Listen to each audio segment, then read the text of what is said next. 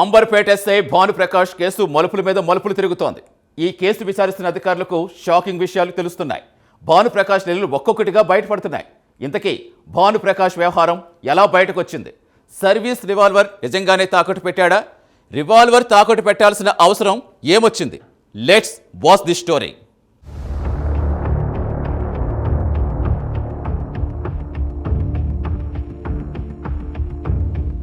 Amberpet SI Bhanuprakash case విచారణలో అనేక ఆసక్తికర విషయాలు వెలుగు చూస్తున్నాయి.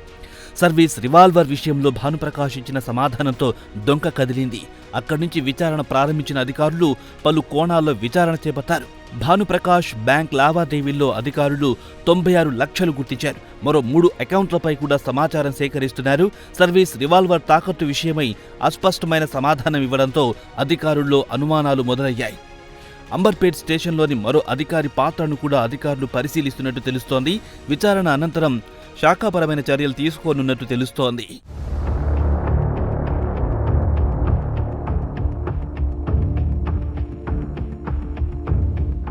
ఏపీలోని రాయచోటికి చెందిన భానుప్రకాష్ 2018 నుండి ఆన్లైన్ బెట్టింగ్లకు పాల్పడుతున్నాడు. కాలక్రమేణీ బెట్టింగ్లకు బానిసగా మారాడు. ఈ క్రమంలో దారి తప్పాడు. ఆన్లైన్ బెట్టింగ్లో దాదాపు 1.5 కోటి పోగొట్టుకున్నట్టు తెలుస్తోంది. అంబర్పేట్ పిఎస్లో క్రైమ్ బ్రాంచ్ ఎస్ఐగా విధులు నిర్వర్తిస్తున్న భానుప్రకాష్ జీవితం ఒక్కసారిగా తలకిందులుగా మారింది. అడ్డగోలుగా ఆలోచనలు రావడంతో అడ్డదారులు తొక్కాడు. ఓ దొంగతనం కేసులో స్వాధీనం చేసుకున్న 4.3 తులాల బంగారాన్ని ఓ దుకాణంలో కుదువ పెట్టాడు.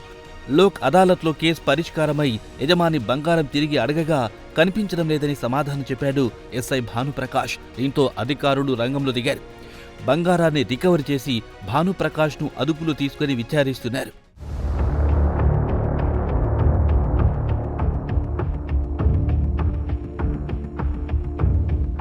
ఏపీలో ఎలక్ట్రిక్ ఏఈ ఉద్యోగం వచ్చిందని రిలీవ్ చేయాలని భానుప్రకాష్ కోరాడు. ఈ క్రమంలో సర్వీస్ వెపన్ డిపాజిట్ చేయమని అధికారులు కోరడంతో భానుప్రకాష్ బండారం బయటపడింది.